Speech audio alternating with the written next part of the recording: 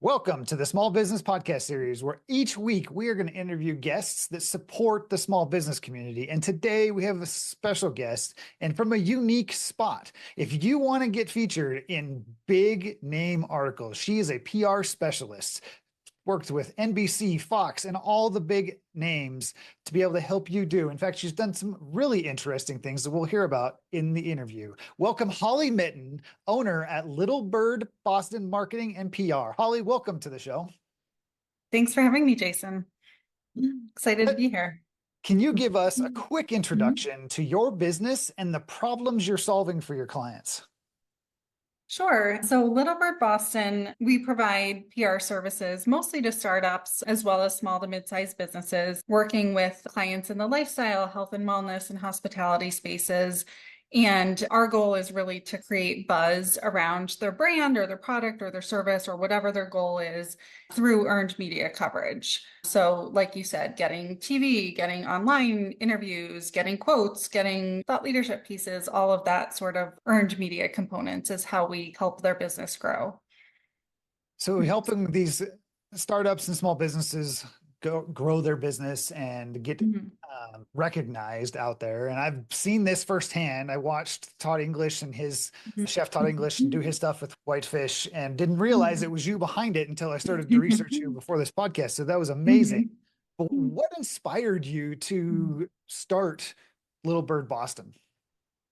Sure. I started it about 13 years ago, and I was in corporate marketing at that point. Previously, I was at an advertising agency, and I left the corporate industry for lifestyle reasons, to have a little bit of flexibility in my career. And when I started, I really wanted to work specifically with small businesses because a lot of times companies will come to me and they'll say, I don't know if I can afford this. It's out of my reach. I was quoted $20,000 a month by this big marketing agency or this big PR agency. And so when I started working with clients, I really liked to be able to help clients in that kind of like startup phase, or maybe they're a founder or a one-person entrepreneur and they need help because they're focused on their own business or service or product or whatever that is. So I'm just like helping propel the business forward. And I love it because I can see the impact that it makes, and I can watch businesses grow over time as I'm working with them. So that's really why I do what I do. And I work specifically more with small business owners themselves. Holly, that is so amazing to hear, because that is definitely what I want people on the podcast, especially listeners, to understand, and who our prime targets are is small businesses, because small businesses need all the help they can get to continue to go. Exactly. And they're usually at a spot where they might think they want to understand it and they want to jump into it, but hiring an outside resource with the kind of skill set that you have is very valuable to them as they go through and continue to grow the business. To have somebody that's been doing it for 13 years and to have the impact that you've got. Does Little Bird Boston Marketing and PR differentiate itself from others in the industry? So what I was saying before about the agency level, those are the big PR agencies that will charge $20,000, $30,000 a month and work with the bigger clients.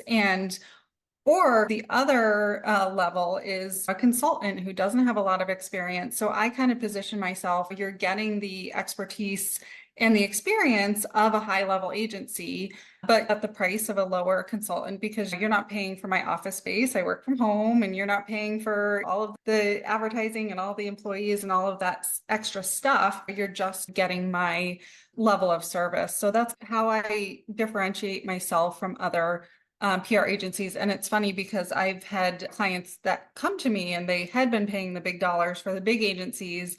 And they're like, I work with them. I signed a long-term contract and I got 2 interviews. And I'm like, oh my gosh, you should I feel so bad because small business owners, their budgets are tight and they need to get results from what they're putting their money towards in terms of marketing. And they'll come to me after an experience like that.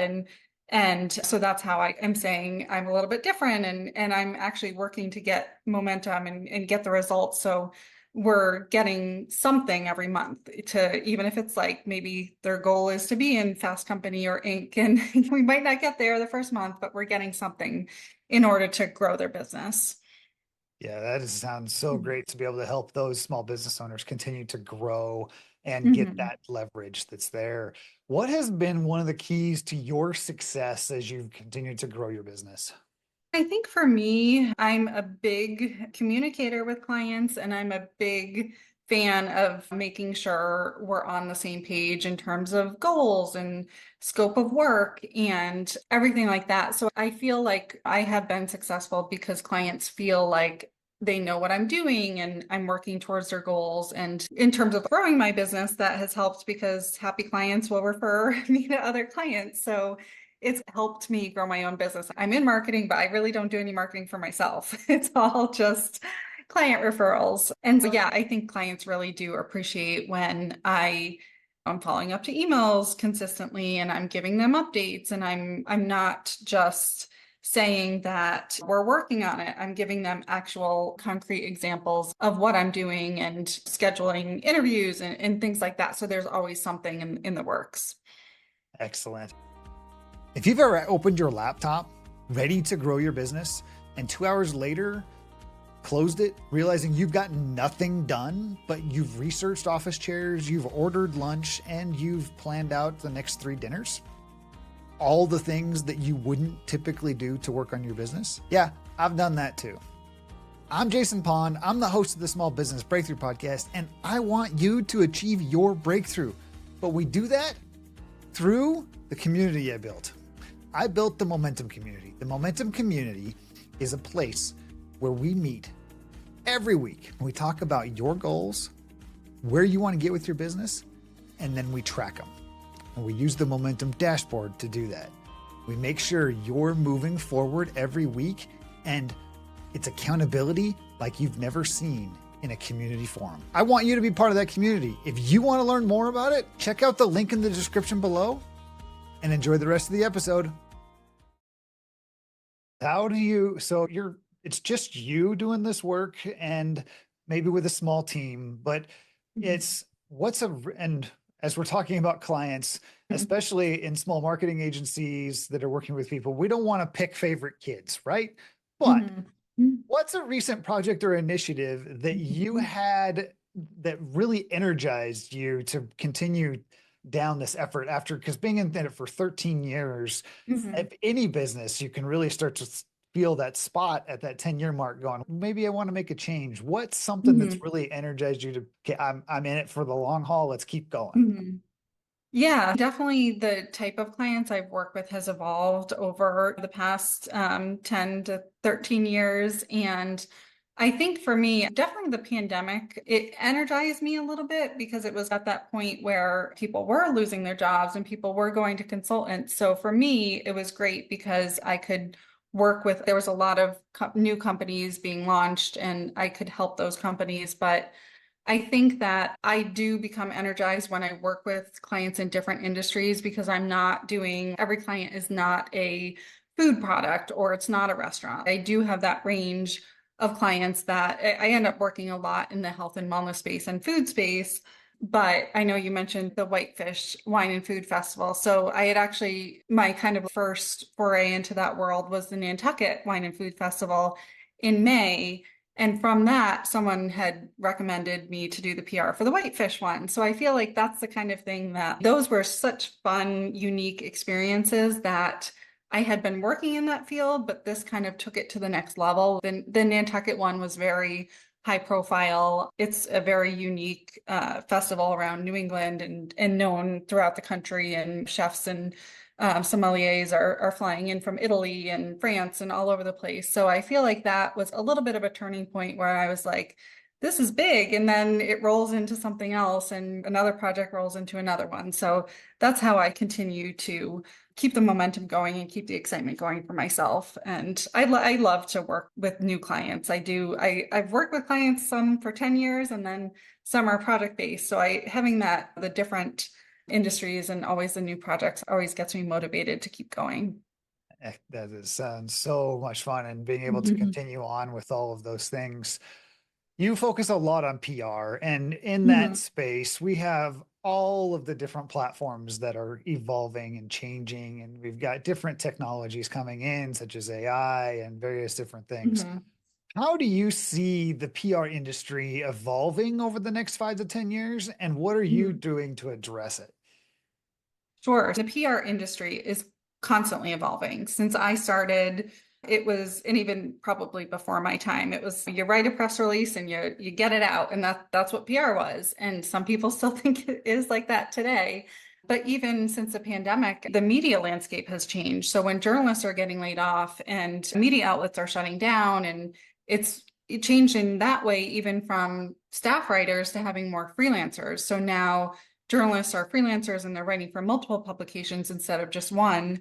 So that has changed the way that I pitch because I need to understand the journalist as opposed to the outlet and the beat. So it's just really just staying on top of exactly what they're writing about or what they're producing and what journalists and editors and producers like what their role is so that it can be customized outreach so you're not pinging a journalist with a pitch that doesn't make sense for them. So I think that's the biggest thing that changed. And also the past, probably since the pandemic, is the affiliate relationships within PR. So some of my clients that are product-based clients, they need to understand I need to have an affiliate program set up through Share a Sale and Skimlinks in order to be listed on the top 10 Christmas gifts for your daughter or whatever it is. Whereas 5 years ago, that didn't matter. But now you have to be on an affiliate program, you have to be on Amazon in order to get on those, the best shoes or the comfiest slippers or whatever that is. So I think a lot of people, the brands are now starting to understand it, but when it first started, there was a lot of confusion about like, why am I not getting picked up? Because my brand would have made perfect sense for that Christmas gift guide, and why did they leave me out? So the affiliate program is becoming a lot more important as well for anyone with an actual physical product. Okay. Wow. Big Mhm. updates in the PR industry, and definitely some Mhm. new information, even for me, as listening to you in Mhm. that response. Are you ready to jump into the lightning round? It's been so much fun getting to know you about your business, but let's get to know a little bit more about you. Coffee or tea? Coffee. Cats or dogs? Dogs. If you could grab only one item or weapon during a zombie apocalypse, what would it be? Oh, I didn't think about this one. I guess a shovel. You could use it a few different ways. Okay. Favorite quote or phrase that you think about often? I think probably don't let perfect be an enemy of good. That is a great quote, especially coming from the marketing and PR side of the world. And I think that applies a lot to small business owners out there that are Right. very, Get can it be done. Sometimes you just have perfectionists. to get it done. Yep. Favorite movie or streaming series that you love? So many. Outlander. Outlander. Okay. One book that has influenced your life the most. I read a lot, so I don't think I could pick just one. I think I've read over 100 books so far this year, and I just finished one about neuroscience. I can't remember the title of it, but I would say it's about like the neuroscience of being happy. Okay.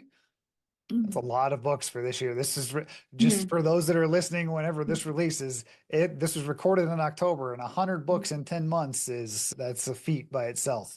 The biggest obstacle that you have had to overcome and one lesson that you have learned from it.